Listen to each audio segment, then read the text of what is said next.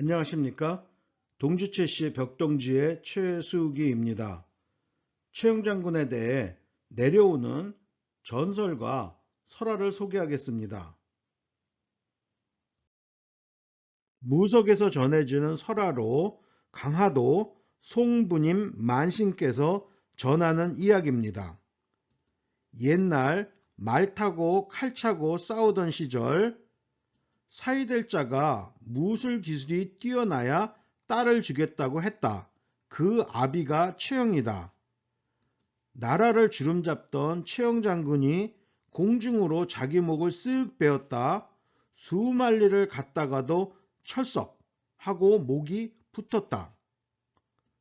칼싸움을 하다가 칼로 자기 목을 후리면 또 수만리를 갔다가도 다시 붙었다. 사위될 자는 이만한 무술을 가지지 못해 딸이 재를 가지고 있다가 자기 아버지 목에 뿌린다. 그때는 목이 못 붙었다. 덕물산에 가서 최영 장군님이 목이 떨어졌다.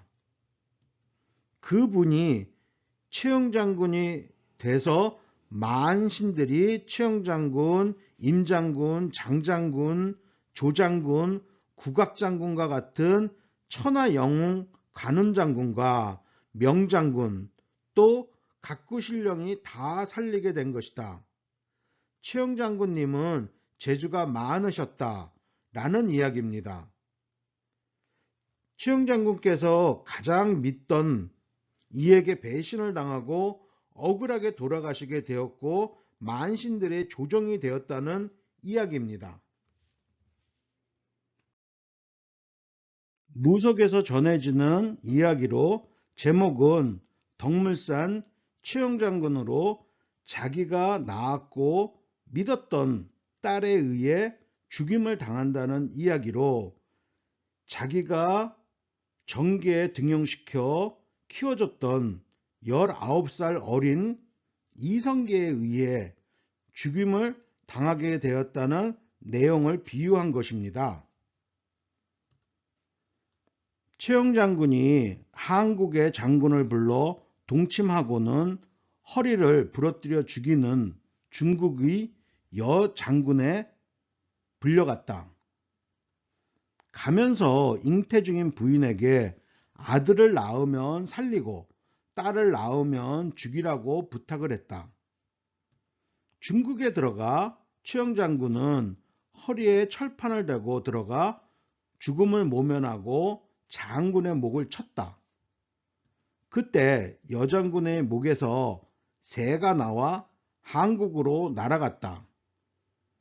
한국에서는 부인이 딸을 낳았다. 그런데 차마 죽일 수가 없었다.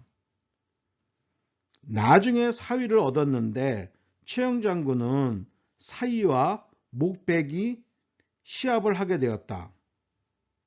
목을 베었다 붙였다 하는 최영 장군이 쉽게 이길 줄 알았는데 딸이 아버지 목에 재를 뿌려 죽게 되었다. 최영 장군은 죽어서도 쓰러지지 않고 서서 썩어서 무당들을 불러 빌었다. 그러자 최영 장군이 쓰러지면서 덕물했다. 2일 이후 덕물산 무당들이 최영 장군을 모시게 되었다 라는 이야기입니다. 실제로 최영 장군께서는 중국에서 장사성의 반란이 일어나자 원나라 요청으로 중국 소주지방에 가서 장사성의 반란군과 전쟁을 치르셨습니다. 그리고 내용같이 어이없이 믿었던 사람에 의해 죽임을 당하자 그 원한으로 쓰러지지도 못하고 서서 썩었고 그 호는 개선 덕물산에서 무속에 조정이 되었다는 이야기입니다. 이중환의 택리지 내용입니다. 송도성에서 동남쪽으로 10열이 되는 곳에 덕적산이 있고 산 위에는 최영의 사당이 있다. 사당에는 소상이 있는데 지방 사람들이 기도하면 영험이 있다 한다.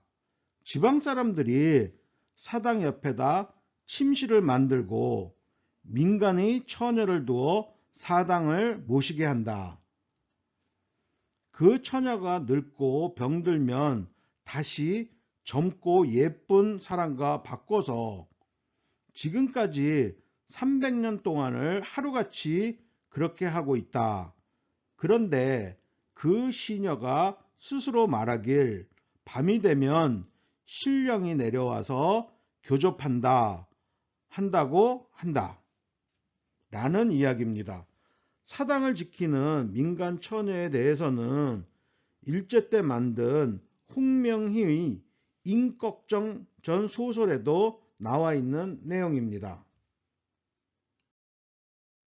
덕물산 전설로 금기사항에 대한 내용입니다.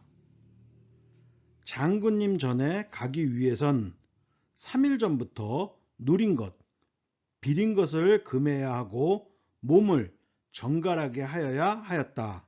그렇지 않으면 좋지 못한 변을 당하기 일쑤이기 때문이다. 덕물산에 가기 전에 주어진 금기사항을 지키지 않으면 임진강에 빠져 죽는 경우가 허다하였다. 라는 이야기입니다. 최영장군의 영험함에 대한 전설입니다. 제물로 바쳐질 돼지를 몰고 산으로 올라가게 되면 돼지가 저절로 혼자서 비탈길을 올라가 장군님이 계시는 신당 앞에 이르러 머리를 들이받고 쓰러질 정도였다고 한다. 최영장군 사러 가는 중에 긴 동물을 만나기라도 하면 곧바로 되돌아와야 한다. 그렇지 않으면 무당이 결국 부정을 타서 화를 당하게 되거나 되돌아오는 백길에 빠져 죽는 경우가 있었다는 전설입니다. 소설 인꺽정 전에 나오는 덕물산 최영장군 사당에서 벌어지는 내용입니다. 1930년대 일제시대 만든 작품이라 당시 덕물산 상황을 알 수 있습니다. 덕적산은 딴 이름이 덕물산이니 진달래꽃으로 이름 높은 진봉산 남쪽에 있다. 그 흔한 진달래꽃조차 진봉산같이 많지 못한 산이라 아무것도 보잘것 없건만은 이름은 경양에 높이 났다.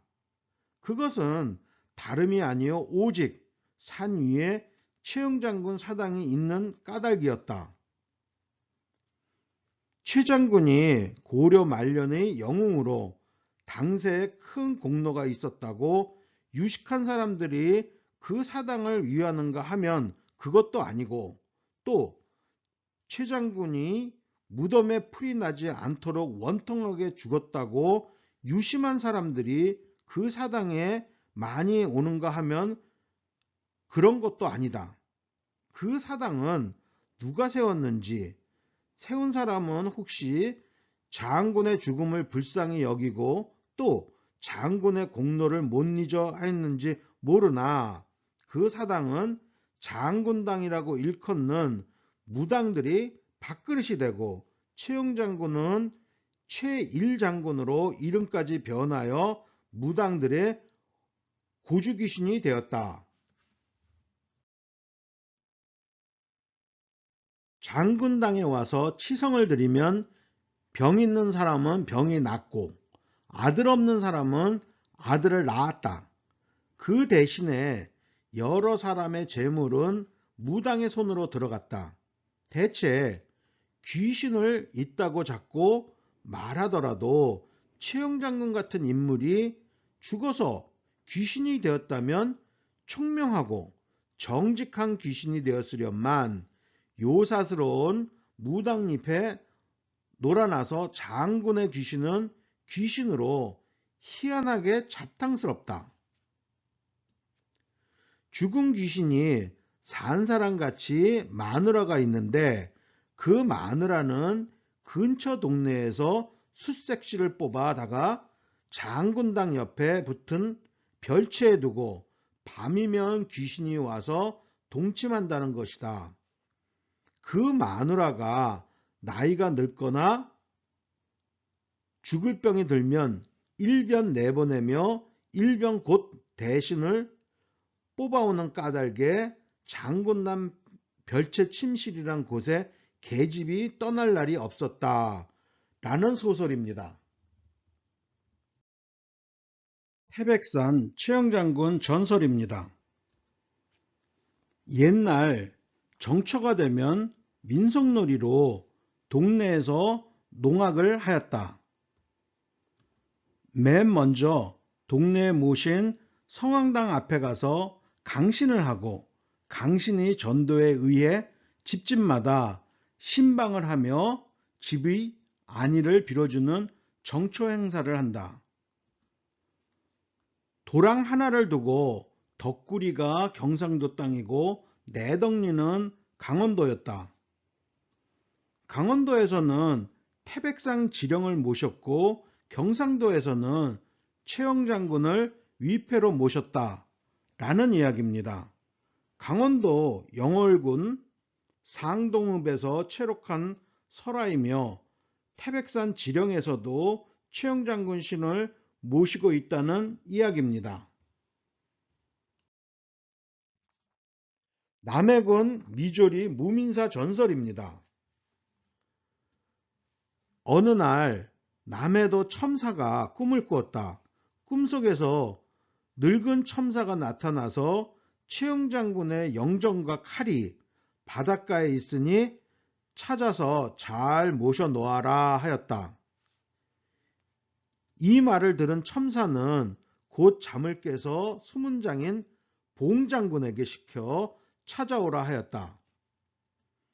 봉장군이 바닷가에 가보니 나무로 만든 궤짝이 놓여 있었는데 뚜껑을 열어보니 최영장군의 영정과 칼이 들어있었다 한다. 첨사는 이것을 지푸로 싸서 모셔 놓았는데 어느 날 화재가 일어나니 영정이 날아 지금이 장군당 자리에 놓여졌다. 여기서 첨사는 조그만 사당을 짓고 칼과 영정을 모셔 놓았다. 그 후부터 사람들은 이 무민사에 와서 최영장군에 대한 제사를 지내게 되었으며 아이를 못 낳는 부부가 무민사에 와서 엎드려 절을 하면 아이를 낳게 되었고 고기잡이 배가 출항할 때는 언제나 이 무민사에 와서 제사를 지내고 배가 출항하는 풍습이 있게 되었다 라는 이야기입니다. 최영장군 신은 마을을 지켜주는 고마운 신으로 아이를 점지해주고 풍어와 안전을 가져다주는 신이 되었습니다. 부산 감만동 무민사 전설입니다. 일제시대 조선총독부 토묵국에서 장군사당을 강제 철거하고 아름드리 소나무를 마구잡이로 베어낸 후 3일 만에 일본군 고사포 대장 와타나베 일본 중위가 피를 토하고 죽었다. 그리고 일본군인 로구마, 도요다, 오에, 고가 등이 야간 근무를 하는데 백마를 탄 최영장군의 홀령이 나타나 담장과 부대막사 지붕을 뛰어넘어 위기충천하신 모습으로 호령하면서 일본군 군무자를 위협하였다. 계속해서 며칠을 나타났고 사연을 물어본즉 지난날 너희 왜구들이 저지른 만행에 대하여 사죄하는 행위 증표로 비석을 세워라 라고 하였고 즉시 비석을 건립하고 매월 초아흐렛날 제사를 모셨다.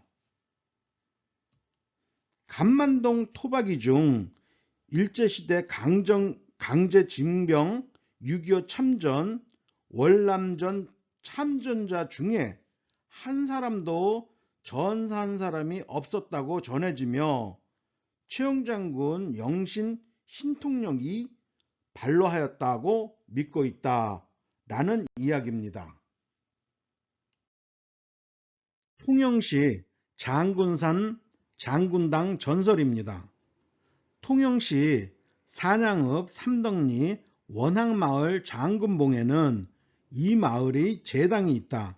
이 제당의 장군당에는 나무로 깎아 만든 용마라고 불리는 다리가 성치 않는 말이 있다. 호랑이와 싸워 생긴 상은이라고 전한다. 예전에는 철마였는데 일제강점기 때 도둑을 맞은 뒤 목마를 만들어 해마다 제사를 지낸다고 한다. 일반적으로 말을 신으로 모시는 경우는 말을 신격화하거나 마마병을 없애게 해달라는 뜻으로 받들기도 하며 마을 신이 선왕이 타고 다니는 경우 등이 있는데 이곳의 말은 호환을 막음은 물론 용마로서 기능을 했음을 확인할 수 있다. 장군당에서 최영장군이라고 전하는 화상이 걸려 있는데 이들을 태우고 다니기 위해서 말을 만들었다는 촐로들의 증언에서 확인할 수 있는 것이다 라는 전설입니다. 통영시 장군산 장군당의 두 번째 전설입니다. 일제 때 일본 사람이 장군봉에 있던 말을 밤에 도둑질해 배에 싣고 도망가려고 하는데 갑자기 폭우에 안개가 자욱이 끼어 밤새 노를 저었는데도 멀리 가지 못하고 마을 앞 폭우에서 맴돌다가 결국 마을 사람들에게 잡혔다고 한다. 이웃 마을에 살던 어느 할머니가 손자를 데리고 장군봉에 올라 장군당사 안에 있는 큰 목마에 손자를 태우고 놀며 말하기를 집으로 가져가서 손자 놀잇감으로 했으면 좋겠다고 하고 집으로 돌아갔는데 그 말에 부정이 타 목마를 타고 놀았던 그 손자는 그날 밤을 넘기지 못하고 즉사했다고 한다. 장군당에 제를 지내기 위해 제물을 짊어지고 장군봉을 오를 때는 돌뿌리나 나무뿌리에 발이 채이지 않도록 조심해야 한다. 만약 돌뿌리나 나무뿌리 등에 발이 채이면 집으로 돌아와 목욕 재개를 한 후 다시 산에 올라와야 하는데 옛날에는 어느 제간이 제물을 지고 장군봉을 오르는데 돌뿌리에 발이 채였는데도 그대로 장군봉에 오르다 갑자기 호랑이가 나타나 변을 당했다고 한다. 그 뒤로 장군당에 오르는 길에 돌뿌리나 나무뿌리에 발이 채이면 반드시 집으로 내려와 목욕제기를 하여 정신을 가다듬고 다시 장군봉에 오르게 되었다고 한다. 라는 전설입니다. 제주도 추자도 최영대장 신이 위패 전설입니다. 130년 전의 일이다. 마을에 바보가 한 명 살았는데 어느 날 무리를 걷는가 하면 꼭 최영장군처럼 행세를 하는 것이다. 마을 사람들 사이에 최영장군 영혼이 들었다는 소문이 돌았다. 마을에서 제일 똑똑한 박명래라는 사람을 데려오라 하였다. 박명래는 장군님, 위패를 무엇라고 썼으면 좋겠습니까? 라고 물었다. 먹을 갈아라, 붓을 들어라, 명래야, 붓을 들어라 하고는 조국 도통사 최영대장 지신이라고 써라 하였다. 지금 추자도 최영장군 사당에 있는 위패는 그때 쓴 것이라고 한다. 라는 이야기입니다.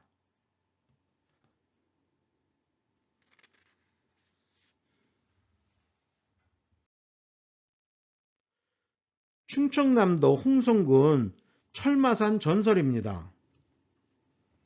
최영장군은 충청남도 홍성군 금마면에 있는 철마산에서 무예를 닦으며 글을 읽는데 다른 사람들이 그 무예를 따르지 못하였다.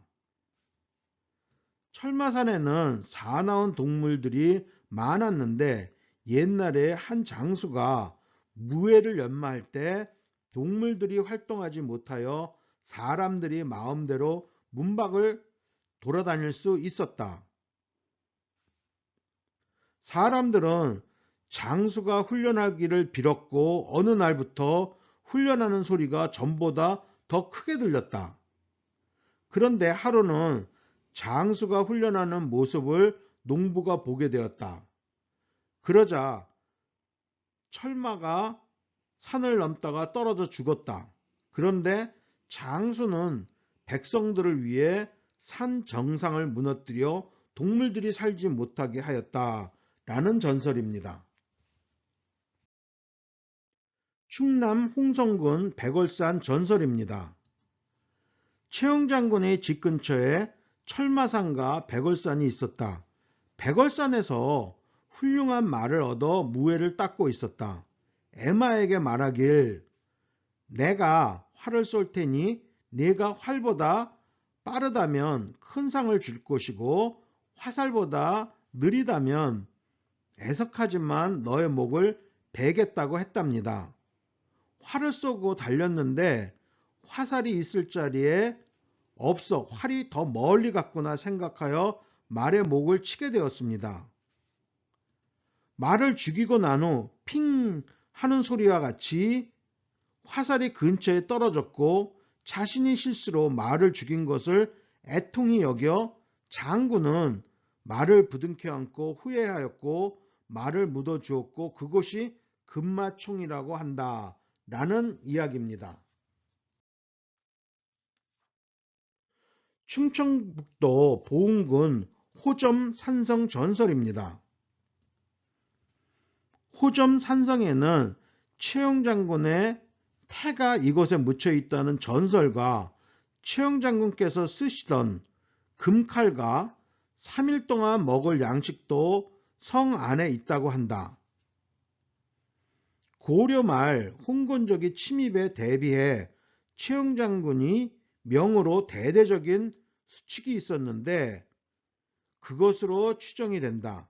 산성에서 발견되는 유물 대부분 고려 말이기 때문이다. 라는 이야기입니다. 충청북도 보은군 호점산성과 근접해 있는 매곡산성 전설입니다. 최영장군의 출생지가 어느 곳인가에 대하여 뚜렷한 역사적 뒷받침이 없으나 우리 군지는 그를 우리 고장 인물로 취급하고 있다.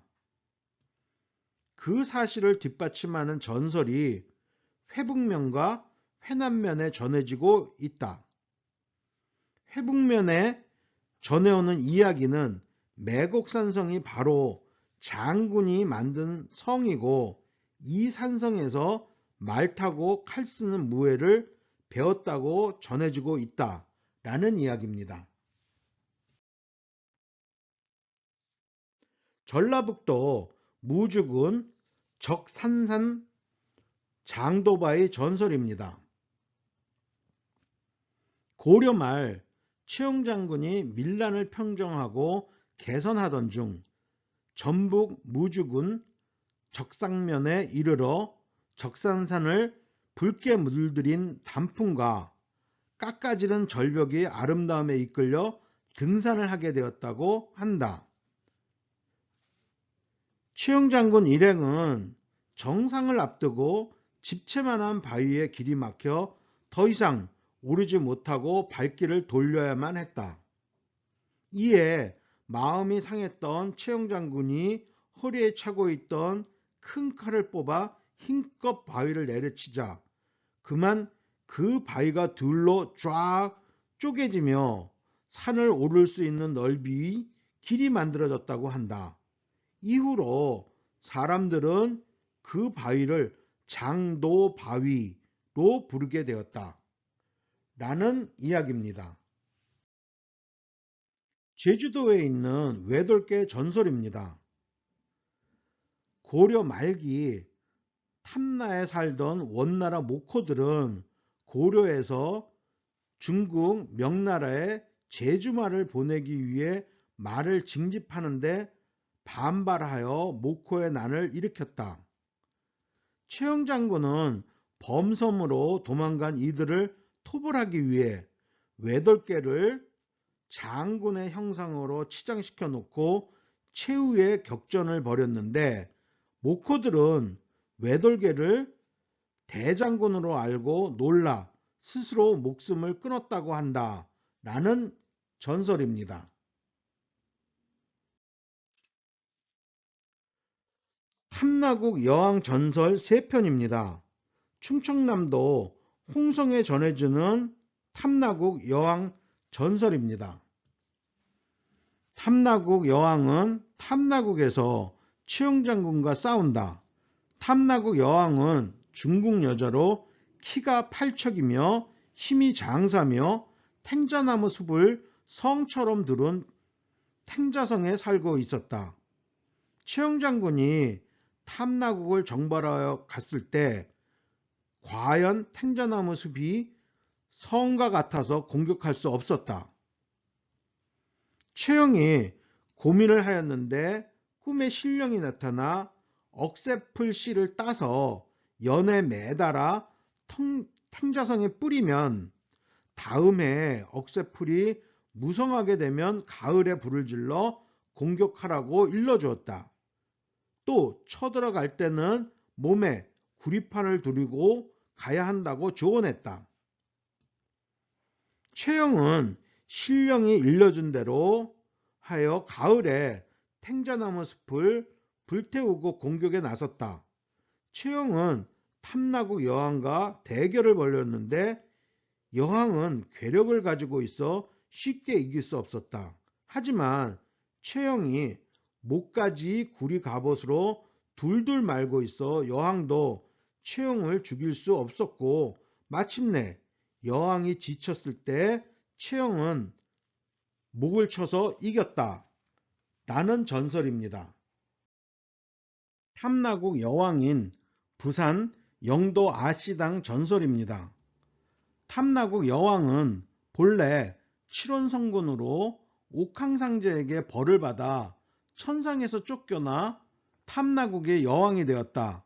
부산 영도 전설에서는 여왕이 죽지 않고 최영에게 항복하였으며 탐나국에서 머물 때 최영의 첩이 되었다. 최영은 신돈의 음해에 빠져서 유배를 가게 되었고 여왕은 영도로 최영을 찾아갔으나 만나지 못했다. 결국 여왕은 적막한 땅에서 홀로 지내다 죽어서 홀령이 되었으며 최영을 만나지 못하고 죽은 한 때문에 영도 목마장에 말을 죽이게 되었다. 영도 목마장에서는 멀쩡하던 말이 영도를 떠나면 나자빠져 죽게 된 것이다.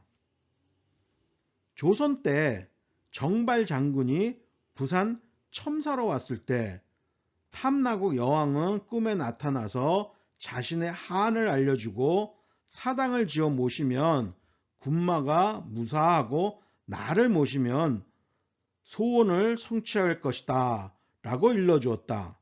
조정에서 그 이야기를 듣고 아시당을 지어주고 모시자 이듬해부터는 군마가 죽는 일이 없어졌다 라는 전설입니다.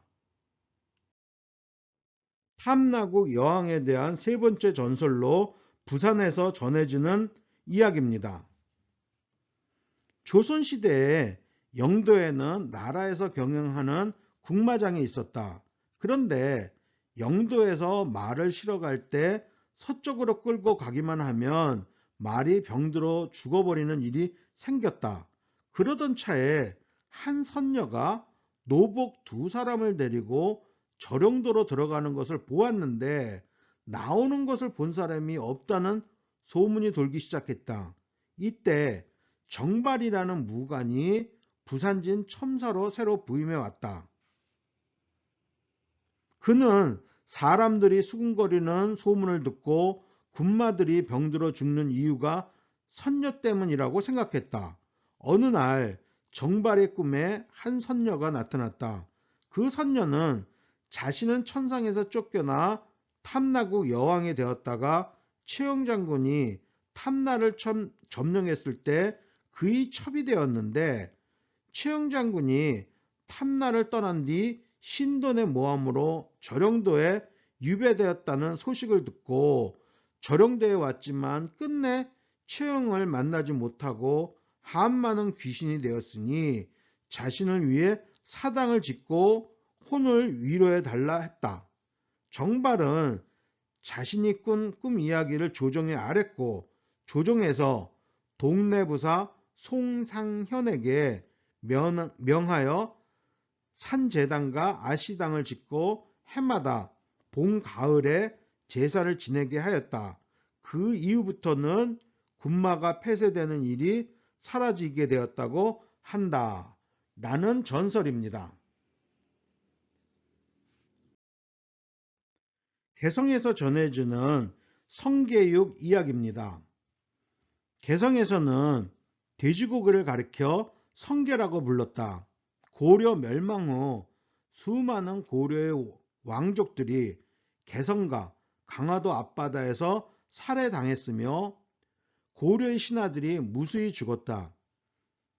수도를 개성에서 한양으로 옮기면서 개성 사람들은 이성계에 대한 반감을 노골적으로 드러냈다.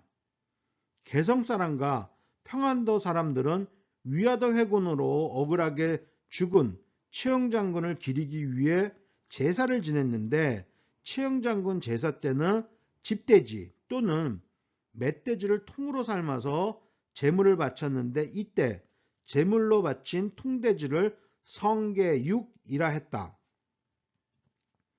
제사가 끝나 음복을 할 때 통돼지를 칼로 도려냈다.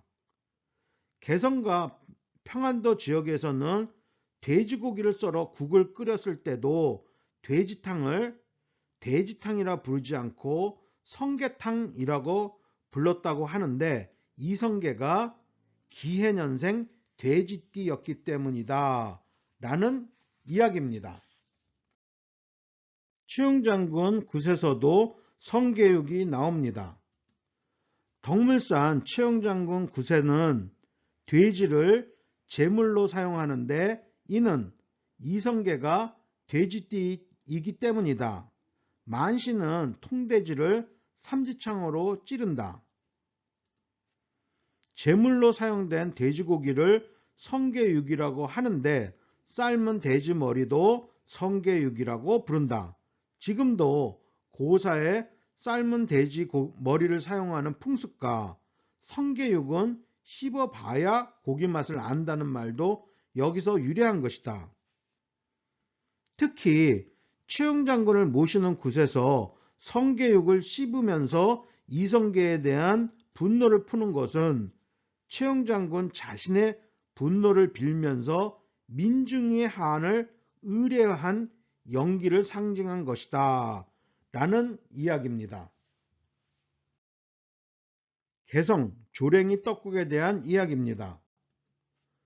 떡국을 만들 때 떡을 칼로 가지런히 썰지 않고 손으로 수제비를 뜨듯이 둥글게 떼어내고는 조랭이 떡국이라고 합니다.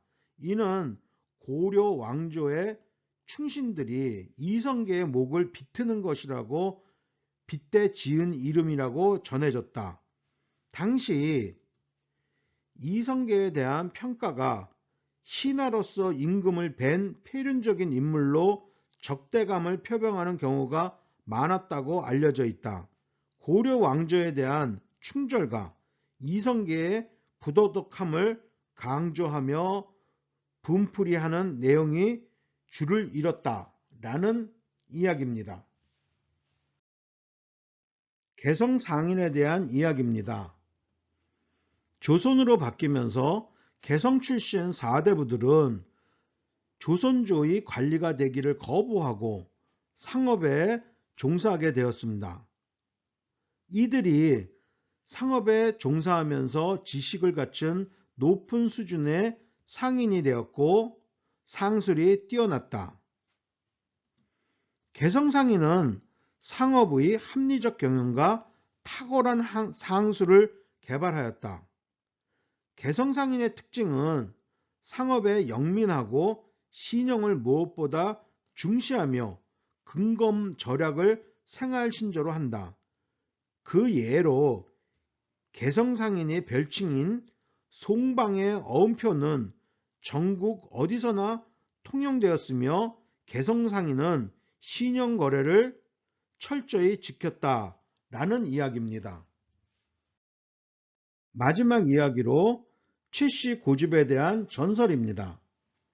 최씨 고집의 유래는 최응장군에서 시작되었다. 최응장군은 옳다고 생각한 것을 굽히지 않았다고 한다. 그리고 최응장군의 무덤에 풀이 나지 않는 적분 예언에서 기인하고 있다. 최씨 앉은 자리에는 풀도 나지 않는다. 최씨, 옥리배기, 곱슬머리와는 상대도 하지 마라. 최씨 가문의 여자 팔자가 세다. 라는 최씨 고집에 대한 이야기이다. 최씨의 강한 한을 표현하는 것일 수도 있으며 최응장군의 한은 백성의 한으로 해석합니다. 자료를 만드는 데 도움을 주신 분입니다. 최응장군님과 동주최씨 역사에 대해 연구하시고 많은 자료를 준비해 주신 청주지의 최재형 종치님이십니다. 참고 서적들과 주로 참조한 논문 6종입니다.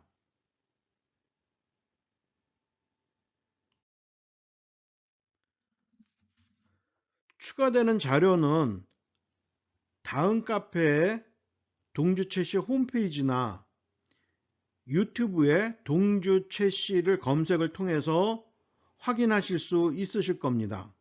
감사합니다.